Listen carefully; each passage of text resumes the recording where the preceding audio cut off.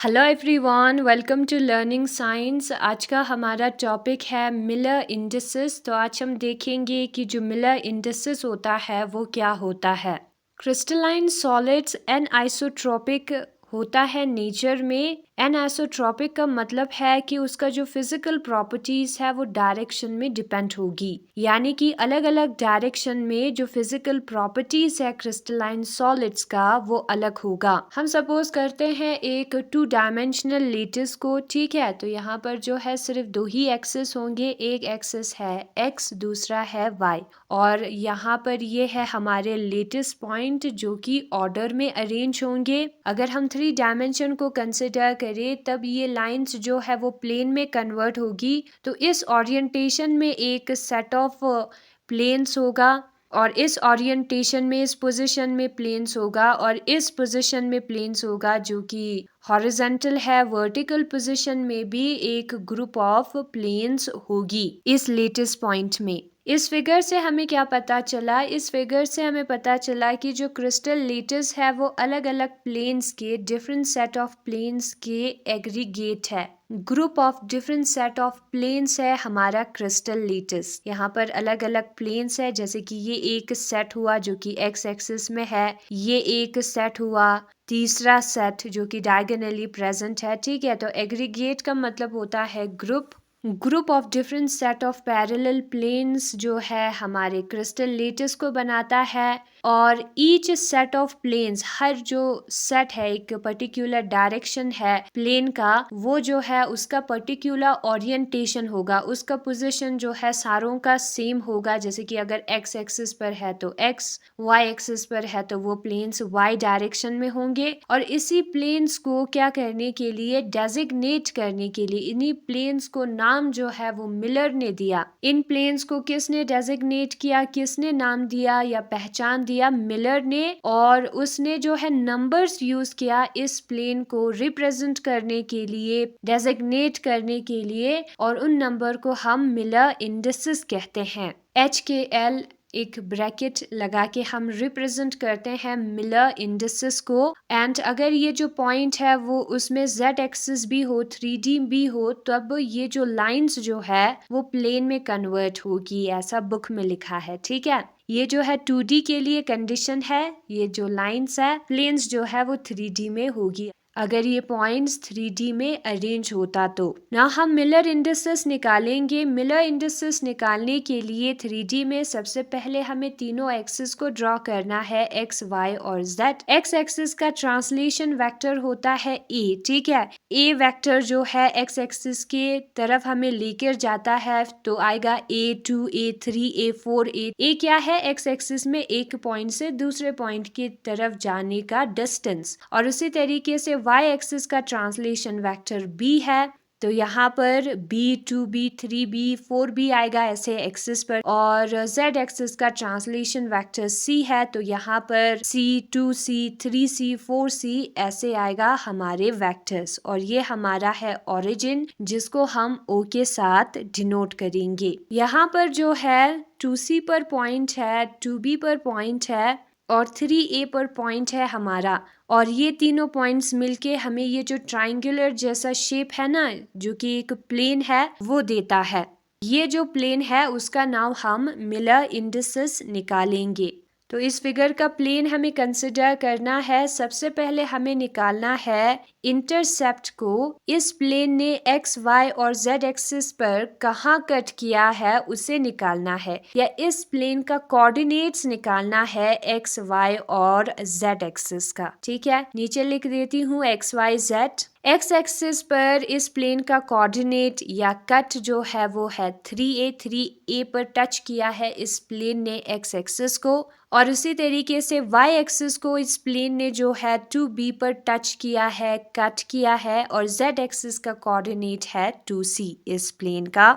तो ये जो है वो है हमारे intercepts along x, y and z axis. फिर उसके बाद हमें क्या करना है, ये जो वैल्यूज है उसका हमें मल्टीपल निकालना है। इस इंटरसेप्ट्स का हमें मल्टीपल निकालना है, यानी कि जो आगे नंबर्स है ना a, b और c के, उसी को हमें लिखना है। फिर उसके बाद हमें क्या करना है, रेसिप्रोकल लेना है। ये जो नंबर ऊपर दिया है 322 उसको हमें उल्टा लिखना है, तो लिखते हैं उल्टा। आएगा यहाँ पर 1/3, फिर आएगा 1/2, फिर आएगा 1/2। फोर्थ पे हम क्या करेंगे, फोर्थ पे जो है हम इसको स्मॉलेस्ट इंटीजर में, सेट ऑफ इंटीजर में रिड्यूस करेंगे। ये जो 3 नंबर है वो फ्रैक्शन में है ना, डिवाइड में p/q फॉर्म में है, उसे हमें इंटीजर बनाना है। तो ये जो तीनों टर्म डिवाइड में है 322, उसका हमें निकालना होगा एलसीएम। तो सबसे पहले हम 2 के साथ इंटू करेंगे, ठीक है, 3 के साथ नहीं। तो 3 यूं ही नीचे आएगा, 2 1 ज़ा 2, 2 1 ज़ा 2, फिर 3 से इंटू, 3 1 ज़ा 3, बाकी 1 ही आएगा, ठीक है। 3 के साथ हमें कुछ नहीं करना है। तो यहाँ पर 2 इंटू 3 6 होगा। इन तीनों नंबर्स का एलसीएम है 6, उसे हमें लिखना है। क्या करना है, तीनों नंबर के साथ इंटू करना है, तो हमें smallest set of integer, smallest integers जो है मिल जाएगा। तो लिखेंगे 1:3 इंटू 6, 1:2 इंटू 6, 1:2 इंटू 6। कैंसल होगा, 3 2 ज़ा 6, 2 आएगा, 2 3 ज़ा 6 होगा, 3 आएगा, और 2 3 ज़ा 6 होगा, यहाँ पर 3 आएगा। फिर यहाँ पर इन कोमास को हमें हटा के ब्रैकेट का यूज करना है। फिफ्थ स्टेप है हमारा ब्रैकेट्स। क्या करना है, हमें ब्रैकेट्स का यूज करना है। तो यहाँ पर 2 3 3 आएगा, बीच में कोई कोमा नहीं होगा, ठीक है। और यही है हमारा मिलर इंडेक्स, मिलर इंडिसेस है ये हमारा, जिसको हम HKL से भी डिनोट करते थे। यहाँ पर 2 3 3 है, ठीक है। तो ये है हमारा answer, which is our Miller indices. Now अगर जो कोऑर्डिनेट है, if coordinates of the intercept n1a, n2b, n3c, अगर ये जो इंटरसेप्ट जहां पर कट हुआ है उसके कोऑर्डिनेट्स हो n1a, n2b, n3c, तो उसका जो मिलर इंडिसेस है वो हमें कैसे मिलेगा। Miller indices is given by 1:n1, फिर 1:n2, फिर 1:n3, जिसको हम HKL से लिखेंगे। 1:n1 जो है वो h होगा अगर वो इंटीजर है, नॉर्मल इंटीजर अगर हमें मिल जाए रेसिप्रोकल करने पर, तो HKL हमें मिलता है, मिलर इंडिसेस हमें मिलता है। ये जो नंबर्स है उनके रेसिप्रोकल को हम मिलर इंडिसेस कहते हैं। नाउ मैं यहाँ पर कुछ प्लेन्स ड्रॉ करूंगी और उसका निकालूंगी मिलर इंडिसेस। तो सबसे पहला फिगर ये है हमारा, ये हमारा z एक्सिस है। इस फिगर का z एक्सिस, क्रिस्टलोग्राफिक एक्सिस भी हम इसे कहते हैं, वो है ये। एंड ये हमारा y एक्सिस है और ये है हमारा x एक्सिस। नाउ इस फिगर का हम एक प्लेन कंसिडर करेंगे, ये वाला प्लेन। ये जो प्लेन है उसने y एक्सिस को यहाँ पर कट किया है, z एक्सिस को कट नहीं किया है और x एक्सिस को भी कट नहीं किया है। और यहाँ पर इसको हम 1 कंसिडर करेंगे, इस पॉइंट को जहाँ पर इस फिगर ने कट किया है x, y और z एक्सिस को, उसको हम 1 कंसिडर करेंगे। लेकिन ये जो प्लेन है उसने सिर्फ y एक्सिस को कट किया है, z और x एक्सिस को बिल्कुल कट नहीं किया है, यानी कि इसने इन्फिनिटी पे कट किया होगा, बहुत दूर कट किया होगा, इसलिए हमें नजर नहीं आ रहा है, ऐसा हम मानते हैं। तो ये है हमारे इंटरसेप्ट। फिर उसके बाद हमें क्या निकालना है, इसी इंटरसेप्ट का रेसिप्रोकल निकालना है। तो डिवाइड में आएगा ये तीनों टर्म्स 1 के, हमें मिलेगा 1:∞, 1:1 और 1:∞। 1:∞ जो है वो 0 होता है, 1:1 1 होता है और 1:∞ 0 होता है। तो हमें जो टर्म मिलेगा वो होगा 0 1 0। फिर हम ब्रैकेट का यूज करेंगे और बीच में कॉमा कुछ नहीं आएगा। तो हमें इंटरसेप्ट निकालना है, फिर रेसिप्रोकल, फिर ब्रैकेट का यूज करना है, ठीक है। और ये प्लेन है हमारा 0 1 0 प्लेन। इस प्लेन का मिलर इंडिसेस है 0 1 0। ना हम एक दूसरा फिगर कंसिडर करते हैं। ये हमारा एक रेक्टेंगल हो गया, ये दूसरा रेक्टेंगल, और ये हमारा तीसरा रेक्टेंगल, और ये चौथा। नाउ ये है हमारा z एक्सिस, ये हमारा y एक्सिस और ये हमारा x एक्सिस। इस फिगर में हम एक प्लेन को कंसिडर करेंगे, ये वाला प्लेन, ठीक है। इस वाले प्लेन का हमें मिलर इंडिस निकालना है, जो कि 0 1 0 नहीं आएगा क्योंकि ये अलग है। अब ये जो प्लेन है उसने x एक्सिस को यहाँ पर कट किया है, इस प्लेन ने। क्या वाई एक्सिस को कट किया है? नहीं, ये तो फिगर है which is not our plane. ठीक है, जेड एक्सिस को भी कट नहीं किया है, तो एक्स को उसने 1 पर कट किया है, y को जो है उसने इन्फिनिटी पर कट किया है और z को इन्फिनिटी पर, यानी कि कहीं पे कट नहीं किया है, बहुत दूर कट किया है। ठीक है, मिल गया हमें इंटरसेप्ट। ना उसका रेसिप्रोकल निकालेंगे 1 डिवाइडेड बाय 1। रेसिप्रोकल 1 के डिवाइड में हमें लिखना है ऊपर वाले टर्म्स को, 1 divided by infinity, 1 divided by infinity. 1 divided by 1 1 होता है, 1 डिवाइडेड बाय इन्फिनिटी 0 होता है, याद रखना है। तो 1 0 0 आएगा और ब्रैकेट का हमें यूज करना है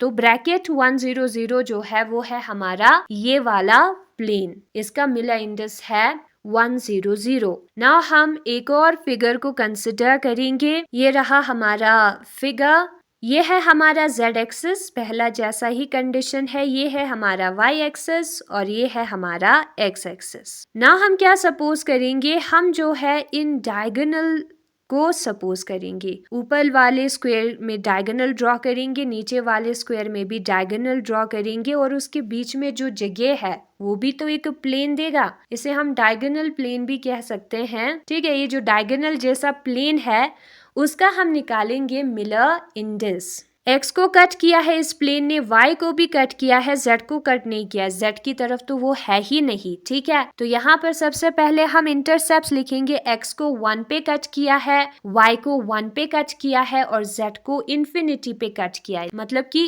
कट किया ही नहीं है। तो हमें मिलेगा ये वाले टर्म्स, रेसिप्रोकल लिखेंगे तो आएगा 1:1, 1:1, 1 इन्फिनिटी, जिसका मतलब है 1 1 0। 1 इन्फिनिटी का मतलब होता है 0। इस 3 टर्म्स को अगर हम b के अंदर ब्रैकेट के अंदर लिखेंगे तो हमें इसका मिलर इंडेक्स मिल जाएगा, इंडेक्सेस मिल जाएगा, मिलर इंडेक्सेस। ठीक है, फिर उसके बाद इंडेक्सेस आई थिंक प्लूरल होगा, सिंगुलर में हम इंडेक्स कहते होंगे। कमेंट में बताना कि मैं सही हूँ कि नहीं।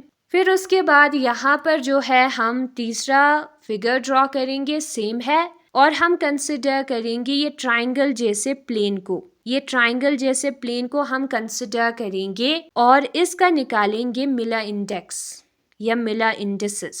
इसका HKL वैल्यू हम निकालेंगे। ठीक है, तो इसका जो HKL वैल्यू है, इसने y एक्सिस को यहाँ पर कट किया है, इस ब्लू वाले प्लेन ने x को भी कट किया है और z को भी कट किया है, तीनों को कट किया है, वो भी 1 पर। कहाँ कट किया है? 1 पर, जिसको हम 1 मानते हैं। ठीक है, जो फिगर ने एक्सिस को टच किया है उसे हम 1 मानते हैं, तो 1 लिखेंगे, तीनों 1 है, उसका रेसिप्रोकल भी 1 होगा एंड हमें ब्रैकेट का यूज करना है इन तीनों टर्म्स के लिए, तो 1 1 1 को हम लिखेंगे ब्रैकेट में। अब ये जो है रेसिप्रोकल हमने निकालने के बाद एलसीएम नहीं निकाला क्योंकि ये ऑलरेडी इंटीजर था, इंटीजर नहीं होता तो एलसीएम हम निकालते, तो इसका जो मिलर इंडेक्सेस है 1 1 1 आएगा इनटू ब्रैकेट, एक ब्रैकेट के अंदर 1 1 1 आएगा। ठीक है, फिर उसके बाद हम एक और फिगर को कंसिडर करेंगे, ये रहा हमारा फिगर, उसका हम लिखेंगे z एक्सिस, ये है हमारा z एक्सिस, ये है हमारा y एक्सिस और ये है हमारा x एक्सिस। नाउ हम जो है इसके बीच में ही एक फिगर कंसिडर करेंगे, एक स्क्वायर या रेक्टेंगल। अब ये जो प्लेन है उसका हमें मिलर इंडेक्सेस निकालना है। क्या निकालना है? मिलर इंडेक्सेस निकालना है। तो यहाँ पर हम देख सकते हैं कि इसने जो है z एक्सिस को तो बिल्कुल कट नहीं किया है, x एक्सिस को कट किया है, ये x एक्सिस है। ठीक है, और y एक्सिस को बिल्कुल कट नहीं किया। यहाँ पर मैं प्लेन के बारे में बात कर रही हूँ, फिगर के बारे में नहीं, पैरेललोपाइड के बारे में नहीं, इस प्लेन के स्क्वायर के बारे में बात कर रही हूँ। अब जो फिगर ने बॉर्डर्स पे कट किया है, इस क्यूब ने, उसे हम 1 मानते हैं, लेकिन ये 1 पर कट नहीं है, 1 के बीच में कट है, 1 और 0 के बीच में कट है, 1 और ओरिजिन के, विच इज हाफ, तो x हाफ आएगा। y और z को तो इसने कट किया ही नहीं है, तो इन्फिनिटी आएगा। इसका रेसिप्रोकल निकालेंगे तो 2:1, 1:infinity, 1:infinity हमें मिलेगा। 2:1 2 होता है, 1:∞ 0, तो 2 0 0 आएगा, उसको ब्रैकेट के अंदर लिखेंगे तो ये है हमारा plane Miller indices. Now book में देखते हैं Miller indices, crystal, direction and planes भी हम इसे कहते हैं। Many physical properties of crystalline solids are anisotropic. बहुत सारे जो फिजिकल प्रॉपर्टीज है क्रिस्टलाइन सॉलिड्स का वो एनआइसोट्रॉपिक होता है, यानी कि depend upon direction within the crystal. ये जो है क्रिस्टल के डायरेक्शन पर डिपेंड होता है। For this reason, to specify the orientation of planes and their direction in crystal is an important aspect. इस रीजन के लिए ये जो प्लेन है वो किस ओरिएंटेशन, किस पोजीशन में है, किस डायरेक्शन में है, वो इम्पोर्टेंट है, क्योंकि हर डायरेक्शन में प्रॉपर्टीज अलग होगी। इसलिए इन प्लेन्स को जानना जरूरी है, उसके डायरेक्शन और ओरिएंटेशन को। इसलिए मिलर ने जो है मिलर इंडिसेस दिया था इन सिस्टम को जानने के लिए। ये जो हमारा क्रिस्टल लेटिस है उसमें बहुत सारे प्लेन्स के सेट का एग्रीगेट होगा,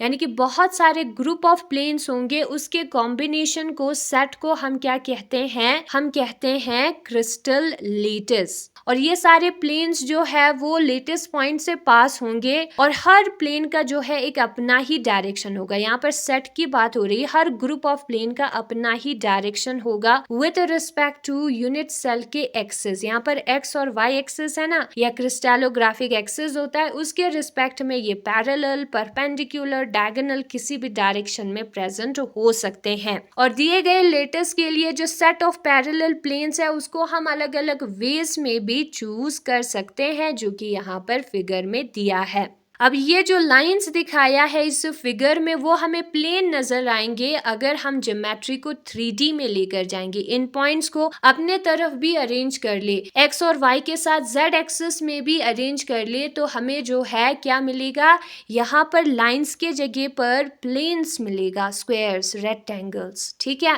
वही यहाँ पर लिखा है। अब यहाँ पर प्रॉब्लम क्या है, प्रॉब्लम ये है कि हमें इन प्लेन्स के जो कि एक दूसरे के साथ पैरेलल है, कुछ प्लेन्स यहाँ पर, ठीक है, ऐसे ग्रुप ऑफ पैरेलल प्लेन्स बैठे हुए हैं, वो उनके पोजीशन हम कैसे पता करें, या उनका जो डायरेक्शन है वो कैसे पता करें, उनको कैसे नाम दे। ठीक है, तो मिलर ने जो है एक मेथड दिया जिससे हम हर प्लेन को नाम दे सकते हैं 3 नंबर्स का यूज करके, जिसको उसने मिलर इंडिसेस कहा। और इंडिसेस यहाँ पर HKL है, इंडेक्स नहीं इंडिसेस होगा, क्योंकि यहाँ पर HKL 3 टर्म्स है। मुझे लगता है ये जो HKL है वो इंटरसेप्ट के रेसिप्रोकल के बराबर होगा। ठीक है, वही यहाँ पर लिखा है। नाउ हम मिलर इंडिसेस निकालेंगे इस प्लेन का, तो हमें इस प्लेन को कंसिडर करना है जो कि इस फिगर में दिया है, और फिर उसके बाद जो है हमें इंटरसेप्ट कट निकालना है एक्स, वाई और जेड एक्सिस पर। कहाँ पर इस प्लेन ने कट किया है उन पॉइंट्स को लिखना है। कोऑर्डिनेट्स भी हम डायरेक्ट लिख सकते हैं, किस कोऑर्डिनेट पर ये प्लेन्स प्रेजेंट है, किस पोजीशन पर, एक्स, वाई और जेड के। ठीक है, तो यहाँ पर हम एक्स, वाई, जेड लिखेंगे, एक्स 3A पर, वाई 2B और जेड 2C पर प्रेजेंट है, और वही चीज मैंने यहाँ पर लिखा है।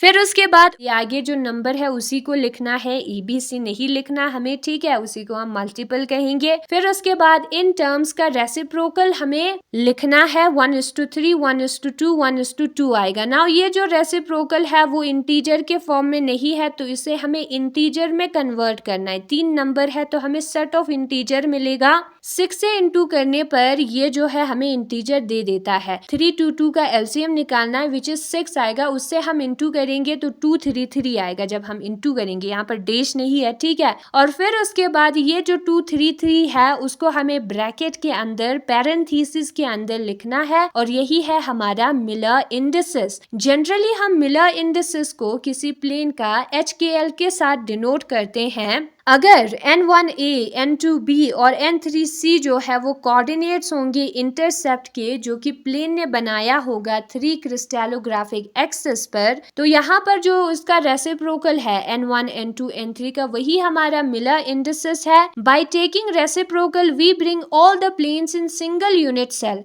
अब हम रेसिप्रोकल जब भी कभी लेते हैं तो जितने भी प्लेन है उसको हम एक ही यूनिट सेल में ला रहे हैं, ठीक है। तो अगर हम रेसिप्रोकल लेंगे तो हम जो है यूनिट सेल के प्लेन को कंसिडर कर सकेंगे, ठीक है। यूनिट सेल का प्लेन हमें कैसे मिलेगा? रेसिप्रोकल लेने पर ना। अगर इंटरसेप्ट इंफिनिटी पे है तो उसका जो करस्पॉन्डिंग इंडेक्स है वो 0 होगा। इंटरसेप्ट होगा जैसे कि किसी प्लेन का इंफिनिटी 1b और 2c पर, तो उसका जो मिलर इंडिसेस है वो क्या होगा? 0 2 1 होगा। क्यों? इंफिनिटी पे जब इंटरसेप्ट होता है, जब हमारा फिगर कट करता है, तो उसका जो इंडेक्स है वो हम कैसे निकालेंगे? सबसे पहले तो हमें इंफिनिटी 1 और 2 लिखना है, सिर्फ नंबर्स को, ठीक है। फिर उसका रेसिप्रोकल हमें करना है। 1 इंफिनिटी 0 होगा, 1:1 1:2। यहाँ पर हमें क्या करना है? 2 का एलसीएम निकालना है जो कि 2 ही आएगा, ठीक है। 2 1 1 का एलसीएम निकालना है जो कि 2 ही आएगा। तो 0 × 2 होगी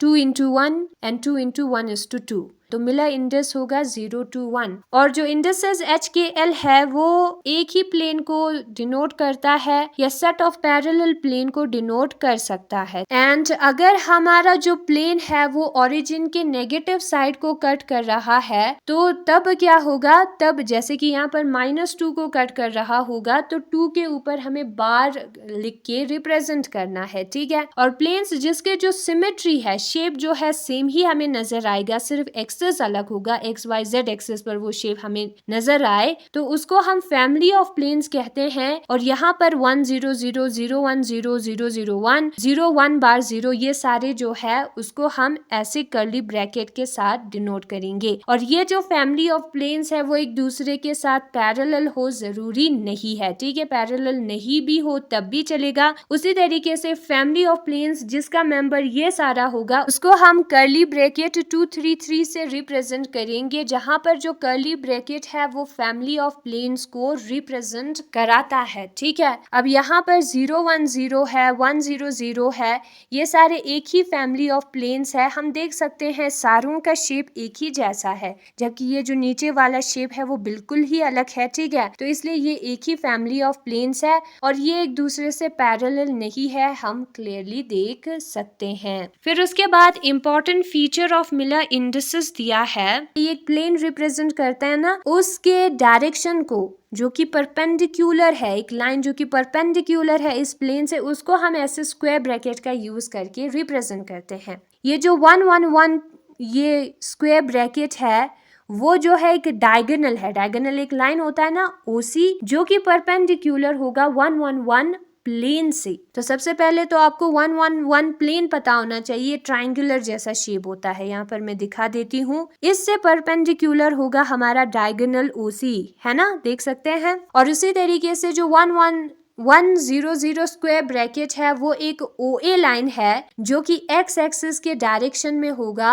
और वो परपेंडिकुलर होगा 1 0 0 प्लेन से। हमें पता होना चाहिए 1 0 0 प्लेन, ये है 1 0 0 प्लेन, उससे परपेंडिकुलर x एक्सिस में जो लाइन है वो है हमारा 1 0 0 स्क्वायर ब्रैकेट वाला टर्म। और उसी तरीके से C और D भी दिया है। फिर उसके बाद जो फैमिली ऑफ डायरेक्शंस है, अब ये डायरेक्शन दिखा रहे हैं, वो लाइन्स है जो डायरेक्शंस दिखाते हैं, ठीक है। उसका जो ग्रुप है वो इक्विवेलेंट होता है और उसको हम एक ग्रुप में लगा सकते हैं और उसके फैमिली को, उसके ग्रुप को हम किस से रिप्रेजेंट करेंगे? कर्ली ब्रैकेट से प्लेन को रिप्रेजेंट किया था, अब लाइन को हम एंगुलर ब्रैकेट से रिप्रेजेंट करेंगे। और ये जो डायरेक्शंस है ये सारे एक दूसरे से पैरेलल नहीं हो तो भी चलेगा। अभी हमने देखा था पैरेलल नहीं है। इक्विवेलेंट डायरेक्शन होता है 1 1 1 टाइप के फैमिली में और 12 होता है 1 1 0 टाइप के फैमिली में। No commas are used in between the indices of single digit, और जो सिंगल डिजिट वाले इंडिसेस है उसके बीच में हम कॉमे का यूज नहीं करते हैं, लेकिन डबल डिजिट वाले मिलर इंडिसेस में हम कोमास यूज करते हैं, जैसे कि यहाँ पर 5, 12, 15 लिखा है। ये XYZ में हमारा जो मिलर इंडिसेस है वो 2 3 4 आया होगा, इंटरसेप्ट नहीं है, ठीक है। तो डायरेक्ट लिखेंगे नो कोमा।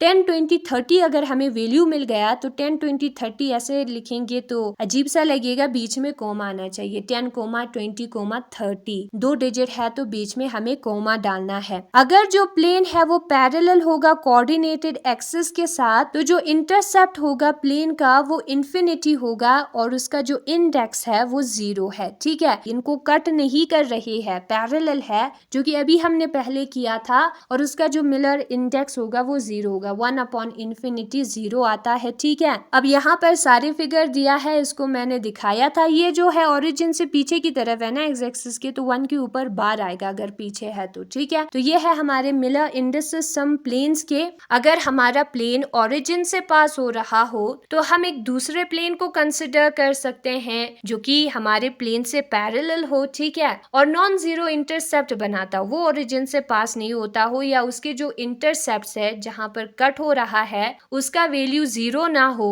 यानी कि जो इक्वली स्पेस प्लेन है जो कि एक दूसरे के साथ पैरेलल होता है उसका इंडेक्स होता है इक्वल। ये दो प्लेन्स है एक दूसरे से पैरेलल है और उसके बीच में जो डिस्टेंस है वो भी बराबर होंगे, इक्वली स्पेस्ड होंगे। ठीक है, तब जो है एक का जो मिलर इंडेक्स है वो दूसरे के मिलर इंडेक्स से बराबर होगा, इंडेक्सेस से। अब ये दो प्लेन्स है 226 और 113, ये दोनों सेम प्लेन है क्योंकि इन दोनों का रेशियो जो है वो बराबर है। ये सेम है ना, रेशियो इसका सेम है, 2 से इंटू करेंगे 113 को तो ये 226 हमें मिल जाएगा, तो इसलिए ये दोनों एक ही प्लेन है। नाउ क्रिस्टल डायरेक्शन फैमिली है, फैमिली को हम एंगुलर ब्रैकेट से रिप्रेजेंट करते हैं HKL। वो एक दूसरे से पैरेलल नहीं हो तो भी चलेगा, और हमने देखा भी कि वो एक दूसरे से पैरेलल नहीं होता है। और उसी तरीके से जो फैमिली ऑफ प्लेन्स है HKL का, वो भी एक दूसरे से पैरेलल नहीं हो तो भी चलेगा। ठीक है, वही सिमिलर लिखा है, सिमिलर इज द केस। और कुछ इंपॉर्टेंट प्लेन्स उसके मिलर इंडिसेस के साथ यहाँ पर फिगर में दिखाया है,